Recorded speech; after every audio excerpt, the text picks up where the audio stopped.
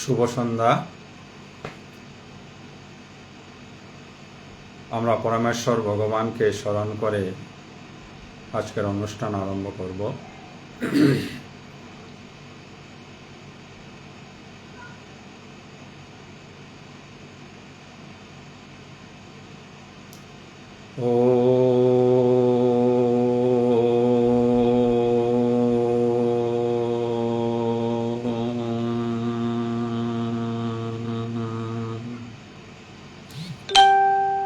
শ্রী পরমাত্মনে নমঃ।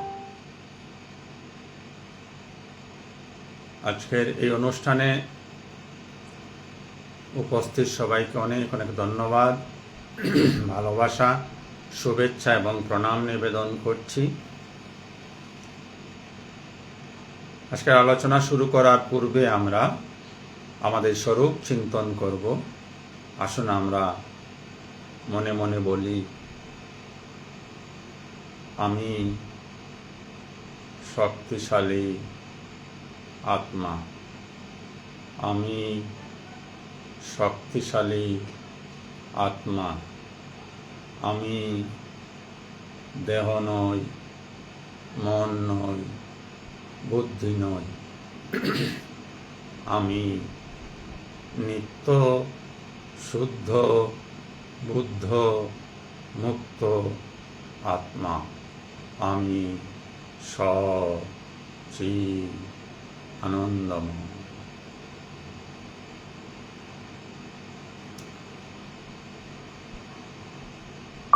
গত আলোচনায় আমরা শ্রীমদ্ ভগবদ গীতার 3য় অধ্যায় কর্মযোগের 21 থেকে 23 নম্বর মন্ত্রটি আলোচনা করেছিলাম। আমরা আজ 24 নম্বর মন্ত্র থেকে আলোচনা শুরু করব। তো 24 নম্বর মন্ত্র শুরু করার পূর্বে আমরা একবার দেখে নিচ্ছি 23 নম্বর মন্ত্র কি ছিল। সেখানে ভগবান বলেছিলেন, হে পার্থ, আমি যদি অনলস হয়ে কর্ম না করি, তবে আমার অনুবর্তী হয়ে সমস্ত মানুষই কর্ম ত্যাগ করবে। ভগবান বলছেন, যদি তিনি সর্বদা কর্মে প্রবৃত্ত না থাকেন, তাহলে তার দেখা দেখি অন্যান্য মানুষেরাও কর্ম ত্যাগ করবে। এবার 24 নম্বর মন্ত্রে এসে ভগবান কি বলছেন আমরা দেখি। 24 নম্বর মন্ত্রে ভগবান বলছেন, উৎসীদেয়ু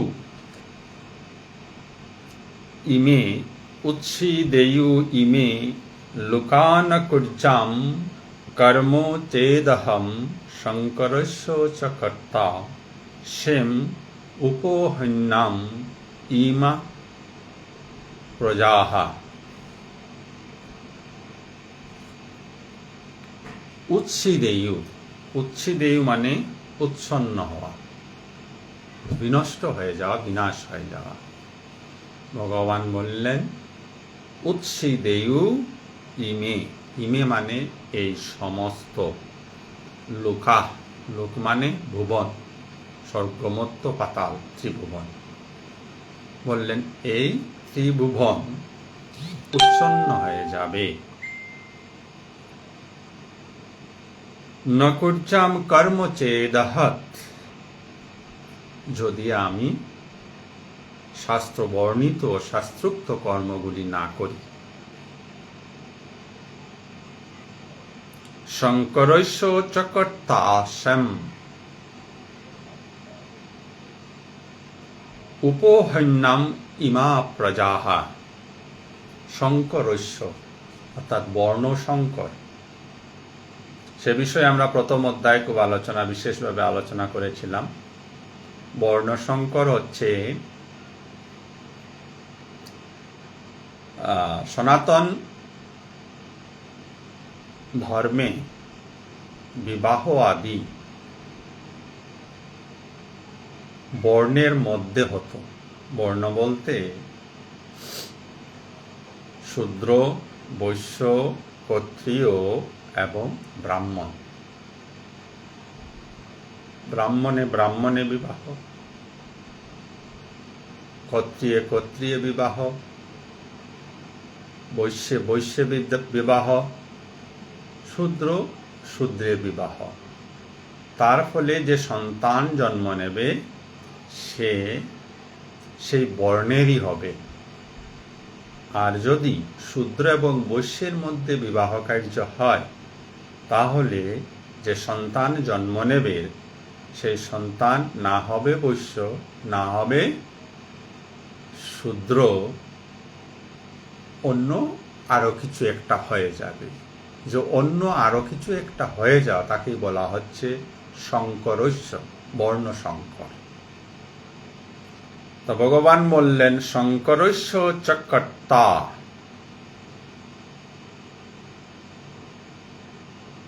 শ্যাম উপহন্যাম ইমা প্রজা, আমি বর্ণ সংকর সৃষ্টির কারণ হব। আর বর্ণ সংকর যদি হয় সমাজে তাহলে সমস্ত প্রজা বিনষ্ট হবে।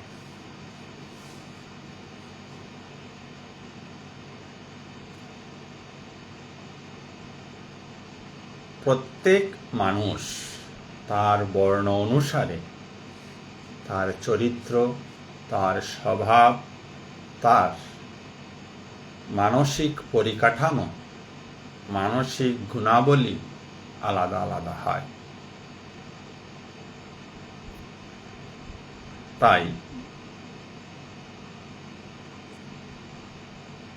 এক বর্ণে সহিত অন্য বর্ণের যদি বিবাহ হয়, মিলন হয়,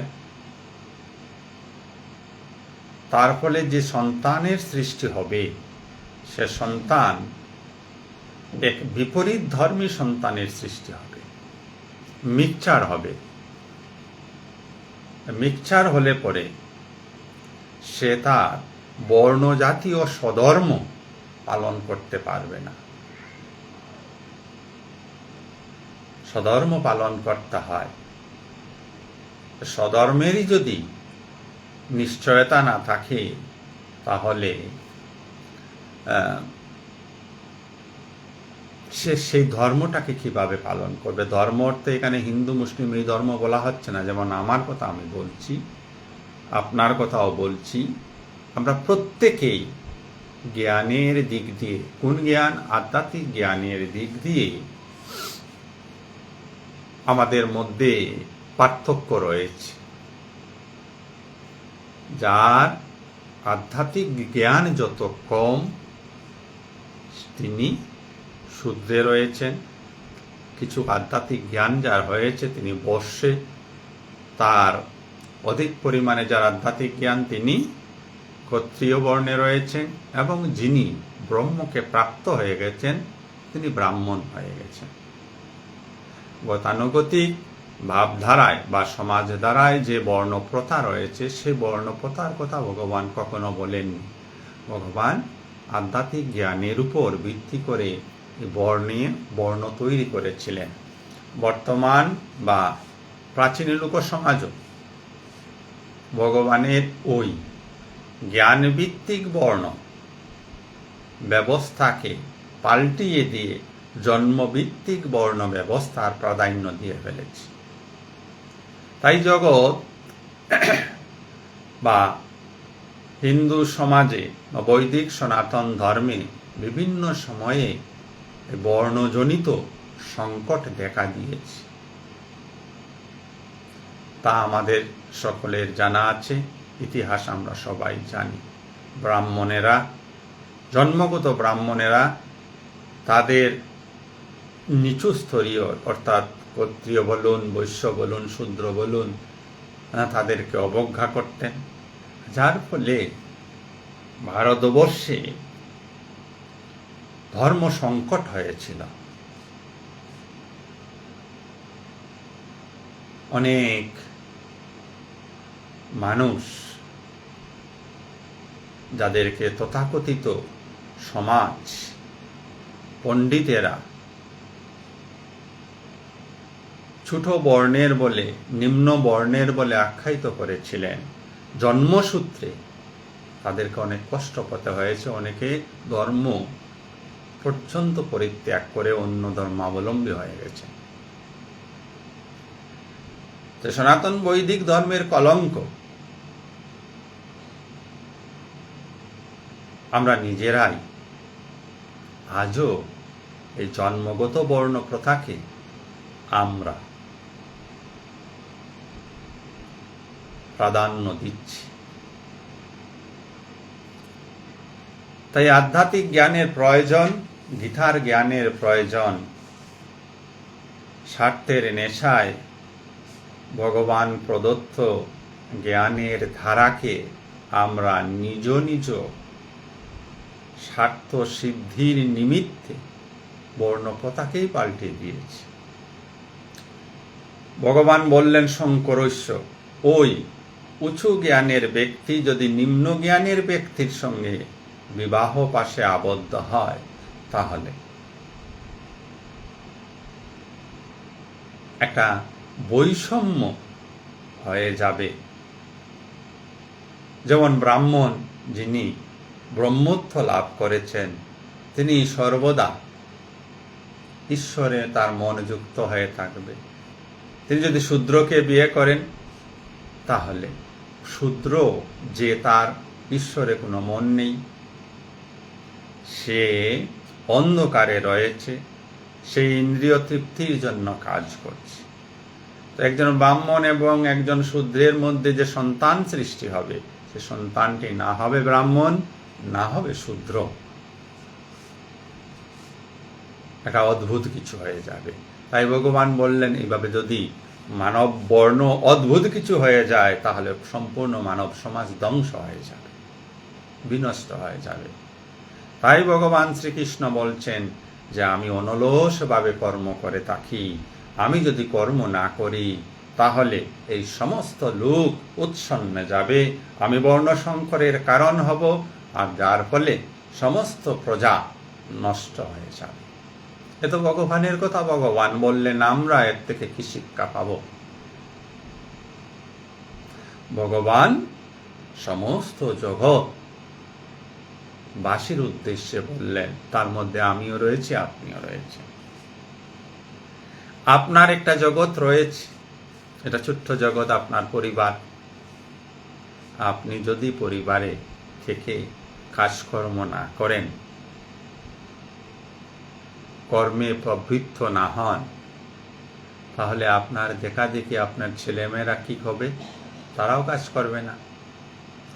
আপনি যদি অসৎ আচরণ করেন, আপনার ছেলেমেয়েরা, আপনার আত্মীয় স্বজনেরা আপনাকেই নকল করবে, অনুসরণ করবে। তার ফলে কি হবে? ওই পরিবারটা ধ্বংস হয়ে যাবে। একটি পরিবারে যদি সবাই কাজ বন্ধ করে দেয়, না কেউ কাজ করবে না, বাবা কাজ করছে না তো আমি কেন কাজ করব? এগুলি প্রায়শই দেখা যায়। তখন ওই পরিবারটার মধ্যে কি হয়? বিশৃঙ্খলা হয়ে যায়, পরিবার বিপন্ন হয়ে যায়। একটা খুব ছোট্ট উদাহরণ দিয়ে এটা বোঝানোর চেষ্টা করলাম, একদম পরিবার কেন্দ্রিক উদাহরণ। এই জগৎ, সমস্ত জগৎ মিলেই একটা পরিবার। যদি পারমার্থিক দৃষ্টিতে দেখেন, আর সেই সময় নেতৃত্ব দিচ্ছিলেন ভগবান শ্রীকৃষ্ণ, তাই তিনি এই কথা বলেছিলেন। আমাদের কাছেও এই কথাটা প্রযোজ্য। আমি যদি কর্ম না করি, আমার ছেলে কাজ করবে না, পরিবারে অশান্তি আসবে। পরিবারে অশান্তি আসা মানে সমাজে অশান্তি আসা, সমাজে অশান্তি আসা মানে রাজ্যে অশান্তি আসা, রাজ্যে অশান্তি আসা মানে দেশে অশান্তি আসা, দেশে অশান্তি আসা মানে বিশ্বে অশান্তি আসা। তাহলে বিশ্ব অশান্তির মূলে কে? বিশ্ব অশান্তির মূলে একটি ব্যক্তি। তো ব্যক্তি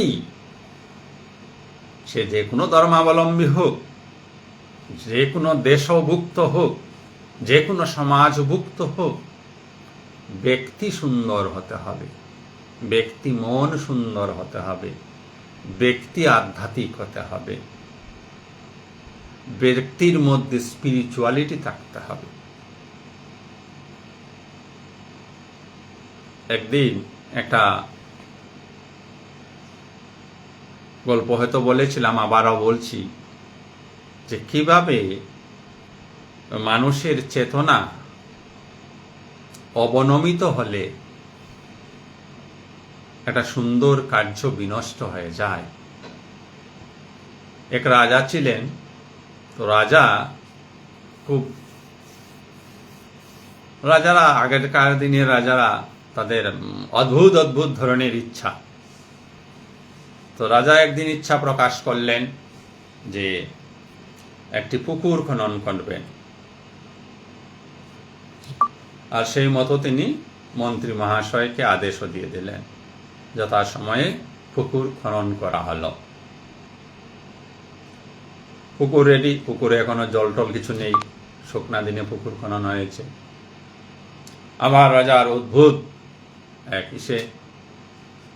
সংকল্প যে এই পুকুরটা দুধের পুকুর হবে। রাজপুরোহিতকে ডেকে বললেন যে এটা দুধের পুকুর হবে এবং আমরা এই পুকুরে পূজা করব। রাজা মন্ত্রীকে আদেশ দিলেন যে রাজ্যের সবাইকে জানিয়ে দিন আজ রাত্রে সবাই যেন যার ঘরে যতটুকু দুধ আছে সমস্ত দুধ এই পুকুরে ঢেলে যায় রাত্রেবেলা।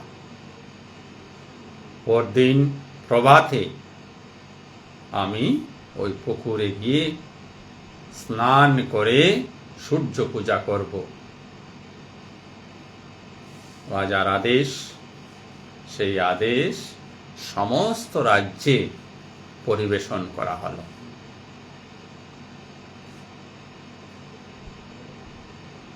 রাজার আদেশ শুনে সমস্ত প্রজারাই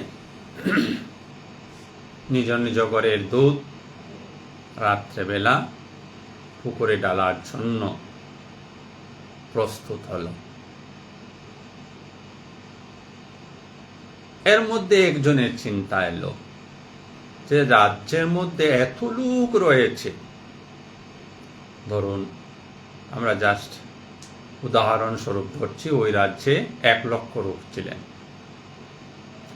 1 লক্ষ লোক যদি 1 লিটার করে দুধ ঢালে, তাই 1 লক্ষ লিটার দুধ হবে, পুকুর ভর্তি হয়ে যাবে। তো একজন ভাবল যে 1 লক্ষ মানুষ দুধ ঢালবে, আমি দুধ না ঢেলে যদি জল ঢেলে দেই কেউ বুঝতে পারবে না। এবং বাস্তবিক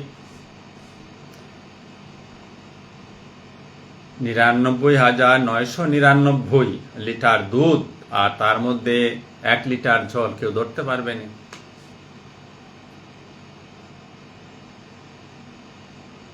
এই যে সে ভাবল, এই ভাবনাটা সে একা ভাবেনি, বাকি অন্য সবাই এইভাবে ভাবছে। আমি যদি না দেই বাকি সব দেবে, আমি যদি না দেই বাকি সব দেবে, এইভাবে 1 লক্ষ জন মানুষ ভেবে ফেলল।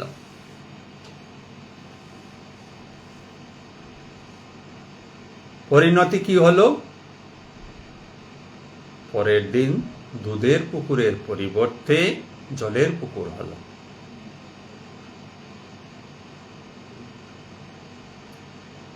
গল্পটা এখানে শেষ করছি। তার মর্মকথা কি? এই ভাবনা, এই ধরনের চিন্তা আমাদের মধ্যেও আসে যে এই বিশ্ব নিয়ে আমি ভাববো কেন? আরো লোক আছে বিশ্বে, 850 কোটি লোক আছে, তারা ভাববে, আমি আরেকজনে না ভাবলেই চলবে। 850 কোটির মধ্যে আমি ধরে নিলাম 849 কোটি লোকই এই কথাই ভাবছে।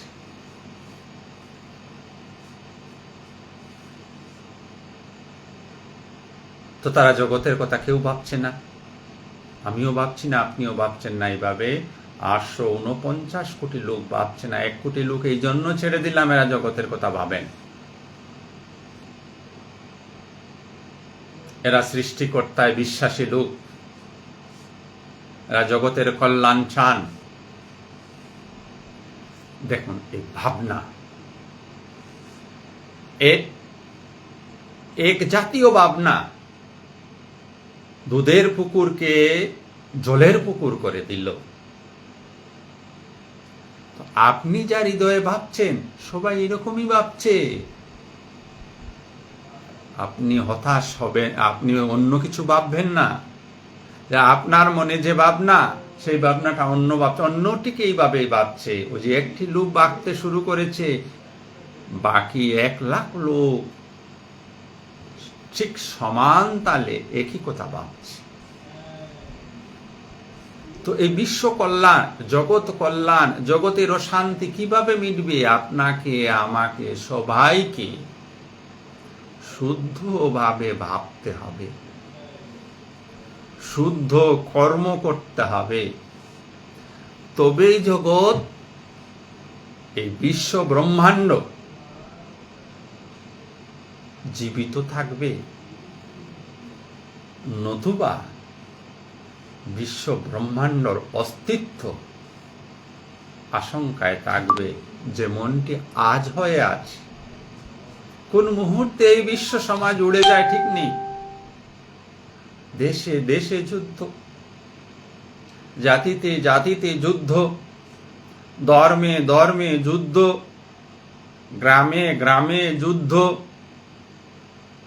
মানুষে মানুষে যুদ্ধ। কেন এগুলি? একমাত্র কারণ হচ্ছে সবাই অশুভন চিন্তা করছে, সবাই নিজ নিজ চিন্তা করছে। তার জন্য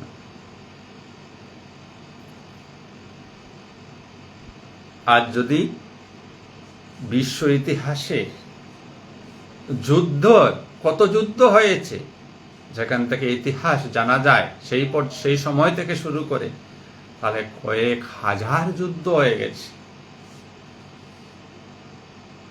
ছোটখাটো যুদ্ধ পরে পাড়ায় পাড়ায় যে যুদ্ধ হচ্ছে, ভাইয়ে ভাইয়ে যে যুদ্ধ হচ্ছে, স্বামী স্ত্রীতে যে যুদ্ধ হচ্ছে, তা এগুলিরও পরিণাম ভয়াবহ। ভাইয়ে ভাইয়ে যুদ্ধ হচ্ছে, হতাহতি হয়ে যাচ্ছে, পাড়ায় পাড়ায় যুদ্ধ হচ্ছে, তো লোক মারা যাচ্ছে। ধর্মে ধর্মে যুদ্ধ হচ্ছে, তো লোক সংহার হয়ে যাচ্ছে। দেশে এইগুলি ছাড়া অনেক যুদ্ধ দেশে দেশে হয়ে গেছে। আর প্রত্যেকটি যুদ্ধ মানুষকে সংহার করছে।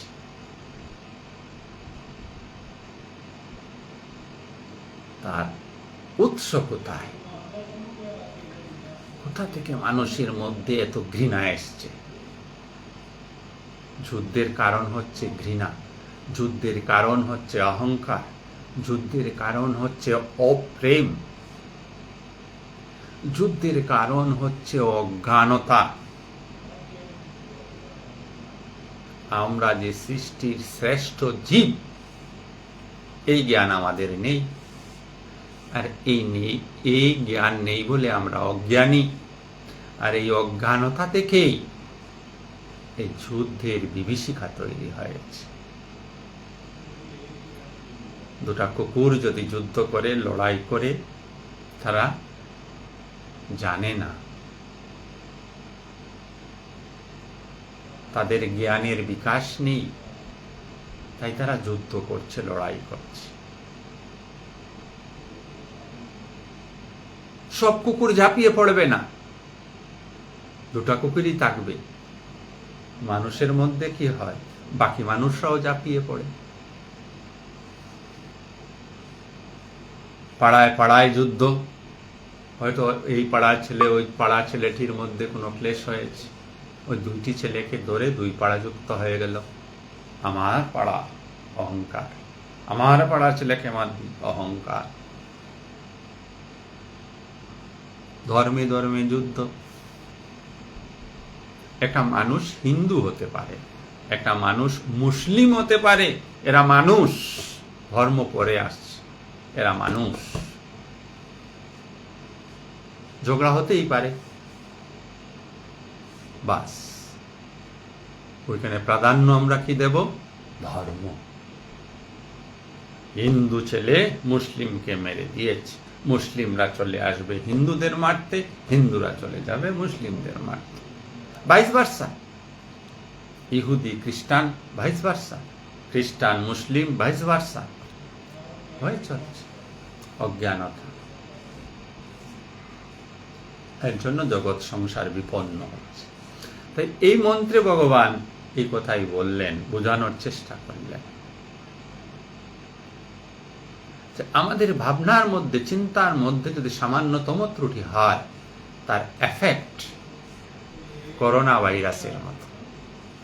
একজনের করোনা হলে আমরা 2019-20 সনে দেখেছি, হ্যাঁ, কি লকডাউন। কেন লকডাউন? বিস্তৃতি লাভ করে, সংগ্রামক। তো আপনার আমার মনের ভাবনাও সংগ্রামক, সব মন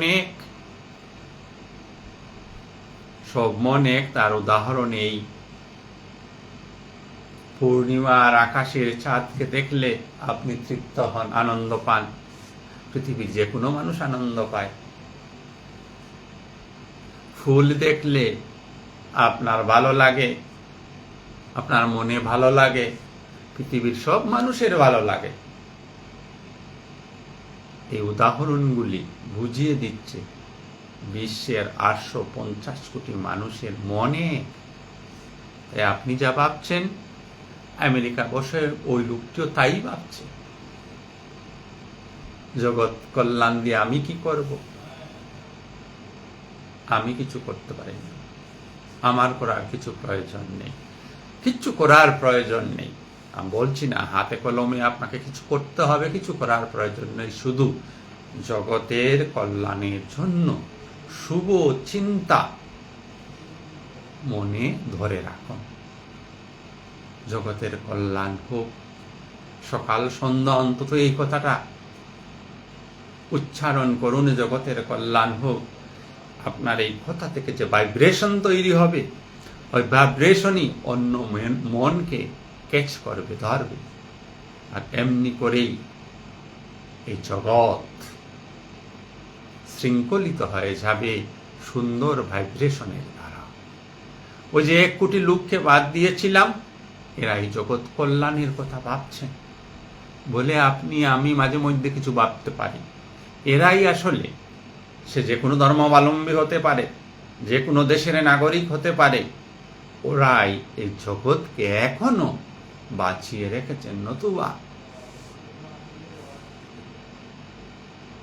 সুস্থ চিন্তাশীল মানুষরাই জগৎকে বাঁচিয়ে রেখেছেন, নতুবা অসুস্থ চিন্তা, অহংকারী মন, অজ্ঞান মন এই জগৎ কবেই ধ্বংস করে দিত। তাই আসুন আমরা পরবর্তী মন্ত্রের দিকে অগ্রসর হই। তো কর্ম, 24 নম্বর মন্ত্রের মূল কথা হচ্ছে কর্ম করতে হবে। কর্ম না আপনি যদি না করেন তো আপনার পরিবার উচ্ছন্ন যাবে, কারণ আপনাকে দেখা দেখি আপনার পরিবারের অন্যান্য সদস্যরাও কাজ করবে না। আর যদি আপনার পরিবার যদি উচ্ছন্ন হয়, তাহলে ওই পরিবার সমাজের বিশৃঙ্খলার কারণ হবে। শুধু এইভাবে আপনার পরিবার হবে না, আপনার পরিবারকে দেখে দেখে আরো 10টি পরিবার হবে, সমাজ বিশৃঙ্খল হবে। বিশৃঙ্খল সমাজ বিশৃঙ্খল রাজ্য তৈরি করবে, বিশৃঙ্খল রাজ্য বিশৃঙ্খল দেশ তৈরি করবে, বিশৃঙ্খল দেশ বিশৃঙ্খল বিশ্ব তৈরি করবে। তো মূল পয়েন্টে আমরা সবাই দাঁড়িয়ে রয়েছি। বিশেষ করে যারা স্পিরিচুয়ালিটিতে আছেন, যারা স্বীকার করেন, যারা মানেন, যারা বিশ্বাস রাখেন যে সৃষ্টিকর্তা একজন আছেন, যিনি সব কিছু সৃষ্টি করেছেন, এবং আমাদের দায়িত্ব তার এই সৃষ্টিকে সুন্দর রাখার। তাহারা কিন্তু মনে এই সুন্দর ভাবনাগুলিকে নিয়ে আসতে হবে, তবে এই জগতের মহা কল্যাণ সাধিত হবে। কিছু দান করে, কিছু কাপড় চোপড় দিয়ে, কিছু অন্ন দিয়ে জগতের বিশেষ উপকার করা যাবে না। নিজের মনের সুন্দরতার দ্বারা, শুভ চিন্তনের দ্বারা, শুভ চিন্তার দ্বারা, শুভ ভাবনার দ্বারা ঘরে বসেই আপনি বিশ্ব জগতের কল্যাণ করতে পারেন। এইবার আমরা যারা এই কথাগুলো অল্প বুঝে যাই, তারা অর্থাৎ কিছু আধ্যাত্মিক হয়ে যায়, সে আধ্যাত্মিক মানুষেরা আবার অনেক সময় অজ্ঞানী মানুষদের যন্ত্রণার কারণ হয়ে যায়। প্রত্যেক ধর্মেই দেখা যায়। যারা একটু ধর্ম কথা জেনে ফেলেছেন, পণ্ডিত হয়ে গেছেন, তাদের কথা আমি বলছি।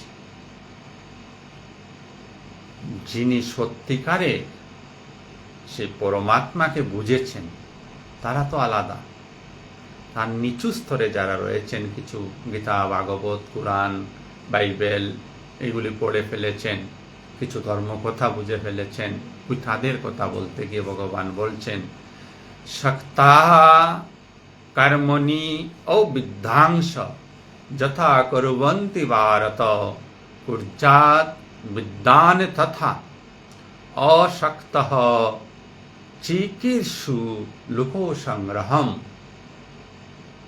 শক্তাহ মানে আসক্ত হয়ে, কর্মণ্যি কর্ম করে, কারা?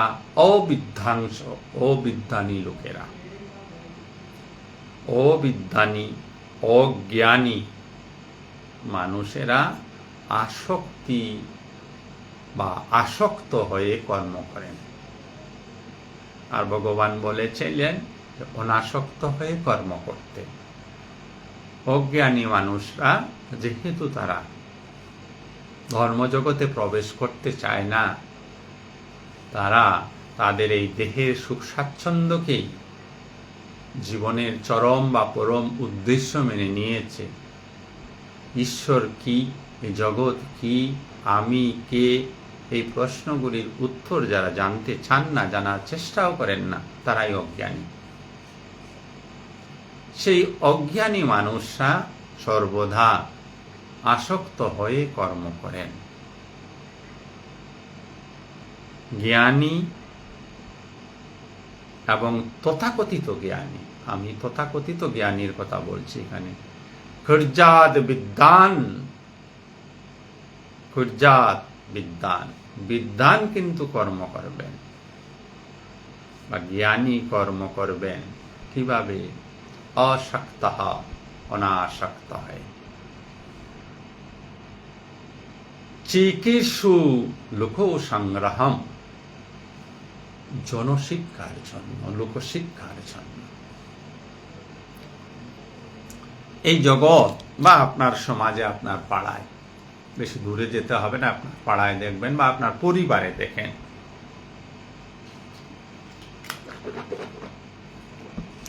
আপনি স্বার্থ রহিত হয়ে কাজ করছেন। আপনার ঘরেই লোক রয়েছে বা আপনার পাড়ায় লোক রয়েছে, তারা স্বার্থ ব্যতীত কাজ করে না, নিজের লাভ লোকসান দেখে কাজ করে।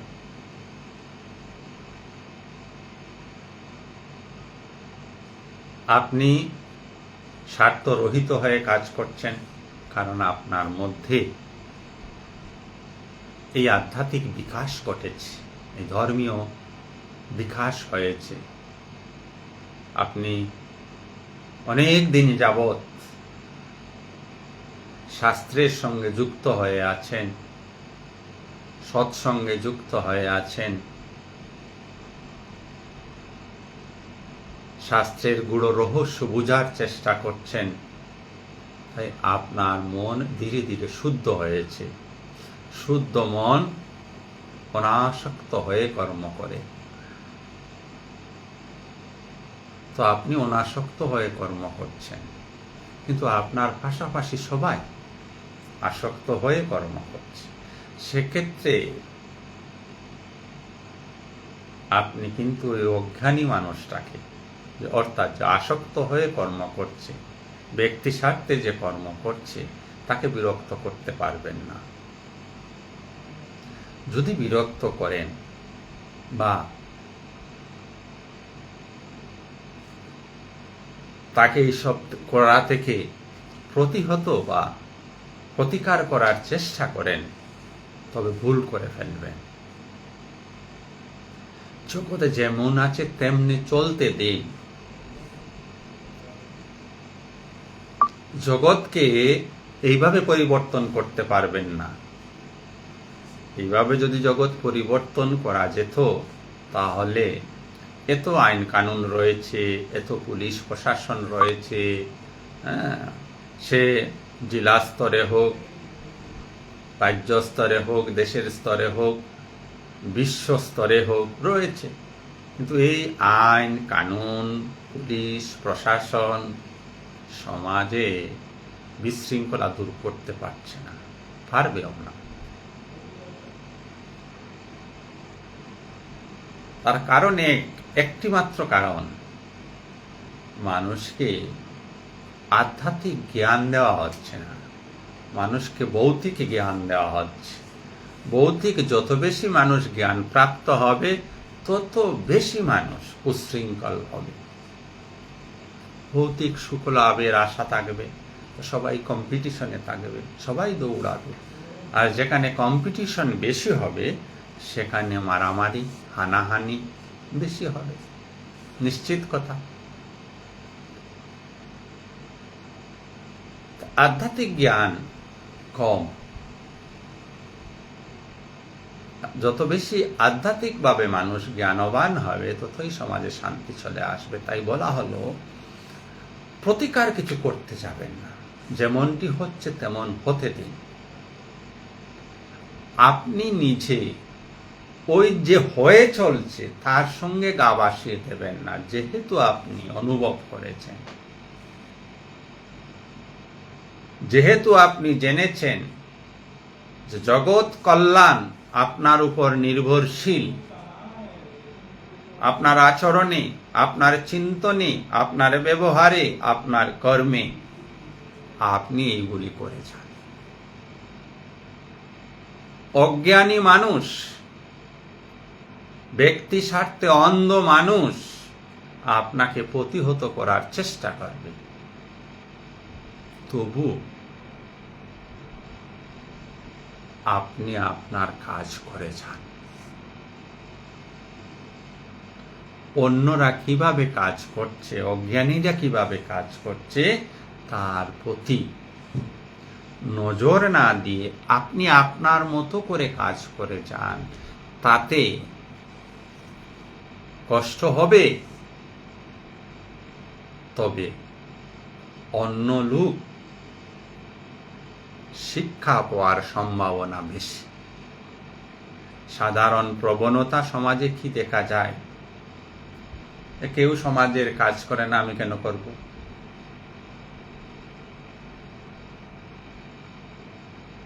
আপনাকে যদি বলা হলো বা আমাকে যদি বলা হলো যে এই কাজটি চলুন করি, সমাজের কাজ, প্রথমে আমরা আমাদের ব্যস্ততা দেখাই। 2 নম্বর ব্যস্ততা, আচ্ছা ব্যস্ততাকে বাদ দিলাম, ঠিক আছে যাব। দ্বিতীয় প্রশ্ন, ওই লোকটা কেন এলো না, ও যদি আসে না আমার কি দরকার, আমি চলে যাই। এগুলি হয় প্রতিটা পাড়া গায়ে, প্রতিটা অঞ্চলে একই কথা চলছে। আপনি কিন্তু সাধারণ নন। যখন সৎসঙ্গে আসেন, যখন শাস্ত্র অধ্যয়ন করেন, আপনি সাধারণের গণ্ডি পার হয়ে গেছেন। আপনি আধ্যাত্মিক জগতে প্রবেশ করেছেন। জাগতিক জগতে ওই সব মানুষের চলাফেরা, অজ্ঞানী মানুষের চলাফেরা। আপনি আধ্যাত্মিক জগতে প্রবেশ করেছেন। আর আধ্যাত্মিক জগতে যেহেতু প্রবেশ করেছেন, আপনার চলন, আপনার বলন, আপনার চিন্তন আলাদা। তাই আপনি আপনার মতো কাজ করে যাবেন। আর কাজ না তাই অজ্ঞানীর সাথে কিভাবে আপনাকে ব্যবহার করতে হবে, তাই ভগবান বলছেন 25 নম্বর মন্ত্রে, অজ্ঞানীরা আসক্ত হয়ে কর্ম করবে, তাই দেখে জ্ঞানী যেন আসক্ত হয়ে কর্ম করতে শুরু না করে, জ্ঞানী অনাসক্ত হয়ে কর্ম করবেন লোকশিক্ষার জন্য। আবার জ্ঞানীর দায়িত্ব দিলেন ভগবান শ্রীকৃষ্ণ 26 নম্বর মন্ত্র এসে, ন বুদ্ধি বেদম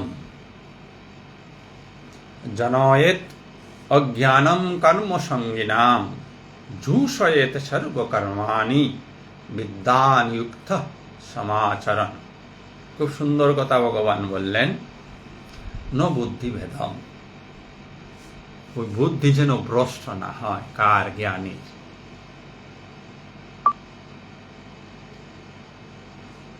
বা বুদ্ধি ভেদ জন্মানো উচিত নয় জ্ঞানীর।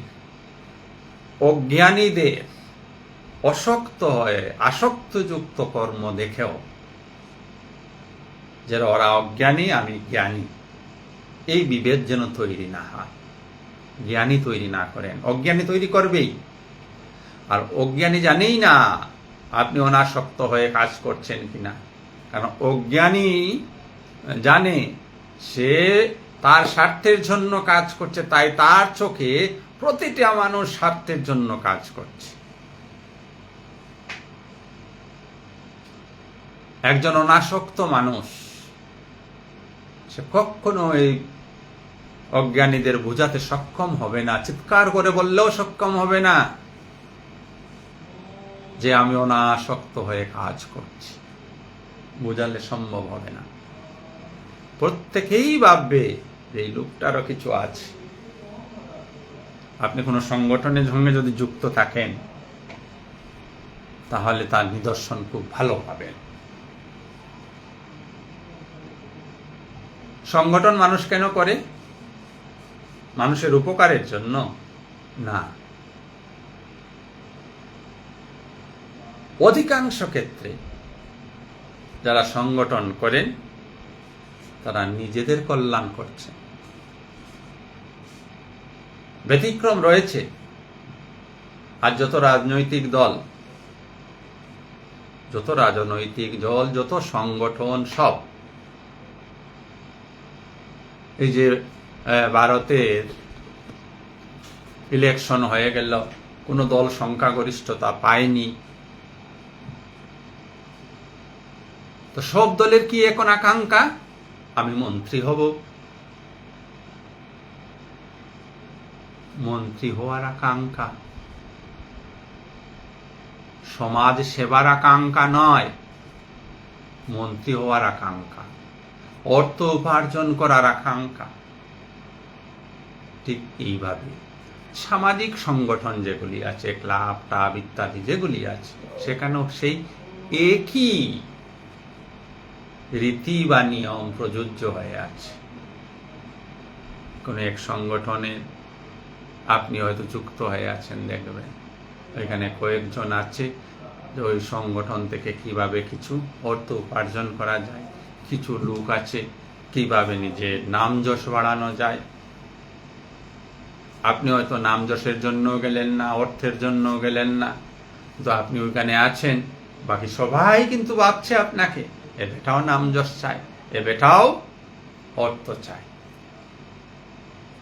কারণ সংগঠনের সঙ্গে যুক্ত সবাই নিজেকে নিজের মতো করে দেখছে, সবাই একই ভাবে, সবই অজ্ঞানে রয়েছে, সবাই আসক্ত হয়ে আছে। আপনি যদি ওখানে অনাসক্ত হয়েও কর্ম করছেন, তথাপিও আপনাকে আসক্তির বন্ধনে তারা নিয়ে আসে। তাই ভগবান জ্ঞানীদের সাবধান করে দিলেন, আধ্যাত্মিক মানুষদের সাবধান করে দিলেন যে অজ্ঞানীরা যেমন ভাবেই কর্ম করছে তাকে করতে দাও, ভেদ বুদ্ধির সৃষ্টি করো না, বুদ্ধিভেদের সৃষ্টি করো না। উপরন্তু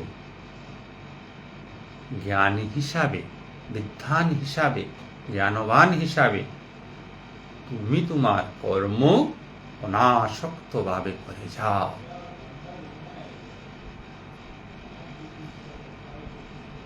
ওরা আসক্ত হয়ে করছে, আমাকেও আসক্ত হয়ে কর্ম করতে হবে, তাহলে ওই অজ্ঞানীর সঙ্গে আপনার পার্থক্য থাকবে না। আপনি কিসে বা আপনি বা আমি কিসে স্পিরিচুয়ালিটি করছি, কি স্পিরিচুয়ালিটি করছি?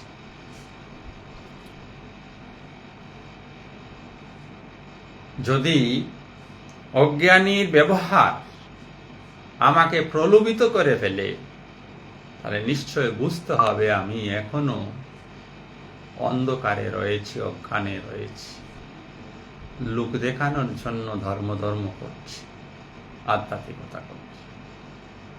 ভগবান এখানে সাবধান করে দিয়ে বললেন, সাবধান, খবরদার, তুমি যেহেতু জেনেছ অনাসক্ত হয়ে কর্ম করলেই চিত্ত শুদ্ধি হয়, চিত্ত শুদ্ধি হলে আত্ম উপলব্ধি হয়, ইহাই যদি তোমার অভীষ্ট লক্ষ্য হয়, তাহলে কেয়ারফুল। জগতের লোভী, স্বার্থপর, অজ্ঞান জনিত কর্মে তুমি ফেসে যেও না। 27 নম্বর মন্ত্রে এসে ভগবান বললেন আরেকটি মজার কথা, অদ্ভুত কথা, যে অজ্ঞানীরা কেন এইভাবে কাজ করছে, আর কেন জ্ঞানীকে বিরত করলেন, যে অজ্ঞানীর কাজ সম্বন্ধে সমালোচনা করতে চেও না, বুদ্ধিভেদের সৃষ্টি করো না। আমরা যে সবাই এই জগতে কাজ করছি, কিসের দ্বারা প্রেরিত হয়? 27 নম্বর মন্ত্রে তাই ভগবান বললেন, প্রকৃতে ক্রিয়মানানি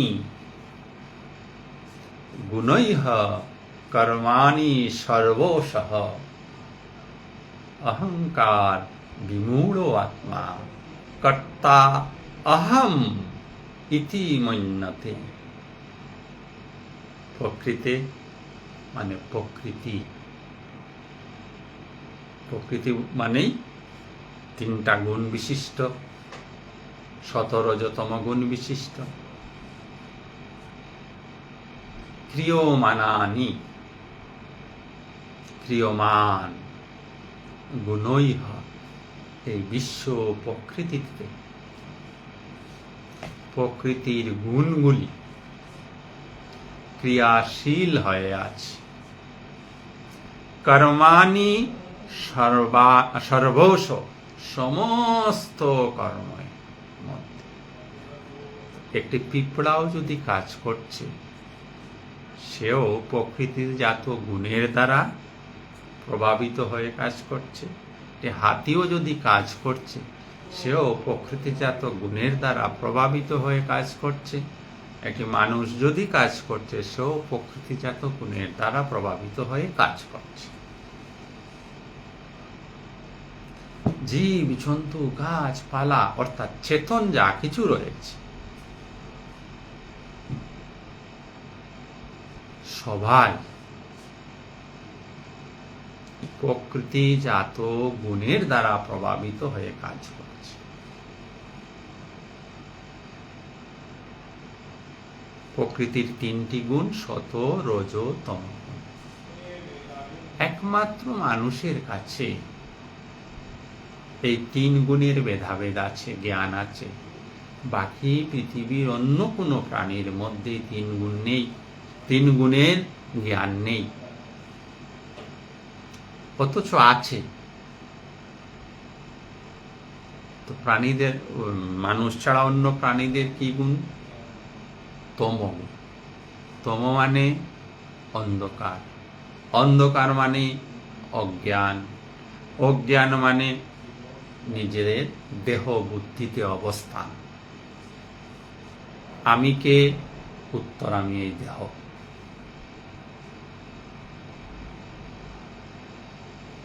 এই জায়গায় এই যাদের জ্ঞানের পরিসীমা, তারা সব অজ্ঞানী, তারা সব অন্ধকারে রয়েছে, তারা সব তমগুণে আচ্ছন্ন। তাদের মধ্যে কি রজগুণ নেই? আছে অল্প পরিমাণ। সত্ত্বগুণ আছে অল্প পরিমাণ। 3 গুণের সংমিশ্রণ। তো পশু পাখিদের কথা বাদ দেই, মানুষের কথায় আসি। এবার একটি মানুষ, আপনি রাস্তায় বেরোলেন, একটি মানুষ চুরি করছে। কেন চুরি করছে? আপনি তোলেন, আপনার লেগে গেল যে ওই মানুষটা চুরি করলো, কি করলো? ওর মধ্যে তমগুণ বিদ্যমান। ওই চুরি করার প্রবৃত্তি, তার অভ্যাস, ওই অভ্যাসে বশীভূত হয়ে সে চুরি করছে। ওই মানুষটি অমুককে ঠকাচ্ছে বা আপনাকেই ঠকিয়ে দিল, আপনিও বলে উঠলেন আমি ঠকে গেছি। না, আপনি ঠকেননি, ওই লোকটা আপনাকে ঠকিয়েছে, আপনি ঠকেননি। ঠগানো ওর প্রকৃতি, তমগুণের অধিকারী, তাই সে ঠগিয়ে চলছে। সে আপনাকেও ঠকাবে, অন্যকেও ঠকাচ্ছে। ওই লোকটি ভ্রষ্ট, সেই গুণের দ্বারা প্রভাবিত। তো যে মানুষটি যেমন ভাবে কর্ম করছে এই জগতে, সবাই তার গুণের খেলা করছে। একটি কুকুর, সে তমগুণে আচ্ছন্ন, সে শুধু ওই তার খাওয়ার জন্য মাংসের টুকরা পেলে সে ঝাঁপিয়ে পড়বে, রুটির টুকরা পেলে সে ঝাঁপিয়ে পড়বে, তার জ্ঞান এতটুকুই। আর সারা জীবন ধরে কুকুর চেষ্টা করলেও তমগুণ থেকে রজগুণে তার উত্তরণ হবে না, কারণ সৃষ্টিকর্তা তাকে এইভাবে সৃষ্টি করে দিয়েছে। কিন্তু মানুষ পারে, মানুষ তমগুণ থেকে ক্রমে রজগুণে, তারপরে সত্যগুণে অধিষ্ঠিত হতে পারে। তার উদাহরণ আমরা দেখি রত্নাকর দস্যু। রামায়ণ যারা পড়েছি বা সবাই জানেন রত্নাকর দস্যুর কথা। সে চোর ছিল, ডাকাত ছিল। তখন তার সে কোন গুণের দ্বারা প্রভাবিত হয়েছিল? যদি গুণগুলিকে আমরা 3টা গুণের অনুপাতকে যদি আমরা 100 ধরি, তাহলে রত্নাকর দস্যুর ওই সময়ে 50% বা 60% তমগুণ, 30% রজগুণ এবং 10% সত্যগুণ ছিল। অর্থাৎ ভালো করার ক্ষমতা তার কাছে 10%, আর রজগুণ লোভ প্রবৃত্তি ইত্যাদির জন্য। মানুষকে এখন শুধু একজন চুরি করবে সিদ্ধান্ত নিল, তার মধ্যে কর্মচঞ্চলতাও থাকতে হবে, চুরির জন্য ট্যাকটিক্সগুলিও তাকে শিখতে হবে। এইটাই রজগুণ করিয়ে দেয়। তো সেই রত্নাকর দস্যু যার 60% তমগুণ ছিল, ধরার কথায় কথা বলছি, তিনি নারদ মুনির সংস্পর্শে এসে কনভার্ট করে দিলেন, তমগুণ কম করে দিলেন, তার মধ্যে রজগুণও কম হলো। পার্সেন্টেজ গিয়ে কি দাঁড়ালো? সাধনার বলে 80% সত্যগুণ, 10% রজগুণ, 10% তমগুণ। তমগুণ চাই, কারণ তমগুণ ছাড়া নিদ্রা হবে না। এই যে আমরা ঘুমাই, তমগুণের জন্য ঘুমাই। এই যে আমরা এখন কাজকর্ম করছি, রজগুণের জন্য করছি। তাই বলার মুখ্য উদ্দেশ্য হচ্ছে যে এই পৃথিবীতে যে মানুষ কর্ম করে চলছে, যে যে গুণে অবস্থান করছে সে অনুসারে সে কাজ করছে। চোরের মতো করছে, সাধুজন সাধুর মতো করছে, কারণ এই গুণ তার ভিতরে রয়েছে। আপনার পকেটে যদি চানা থাকে তাহলে আপনি পকেট থেকে চানা বের করে খাবেন। কারুর পকেটে যদি মদ আছে সে মদ বের করে খাবে। কারুর পকেটে যদি বাদাম আছে সে বাদাম বের করে খাবে। কাজুর পকেটে যদি কাজু আছে সে কাজু খাবে। এই হৃদয়টাও এইভাবে, এই জায়গাটাও এইভাবে। এইখানে যার যে গুণ, যদি এখানে রজগুণ বেশি বা চরিতম গুণ বেশি, তো যাবতীয় কুকর্মগুলি করবে। এখানে যদি রজগুণ বেশি, সে অপেক্ষাকৃত কর্মচঞ্চল ব্যক্তি হবে, একদম সারাক্ষণ কাজ করবে, ন্যায় অন্যায় বিচার থাকবে না। আর ওই মানুষটা যদি শতগুণ সম্পন্ন হয়, সেও কর্ম করবে, কিন্তু শুভ কর্ম করবে, অনাসক্ত হয়ে কর্ম করবে। তাই ভগবান বললেন এই প্রকৃতিতে গুণগুলি ক্রিয়া করছে, মানুষ কিছু করছে না, তার ভিতরে থাকা গুণগুলি ক্রিয়া করছে, এবং সেই গুণগুলি প্রকাশ তার কর্মের মধ্য দিয়ে হচ্ছে। তার মধ্যে অহংকার বিমূঢ় আত্মা, যার মধ্যে অহংকার রয়েছে, বিমূঢ় মূর্খ,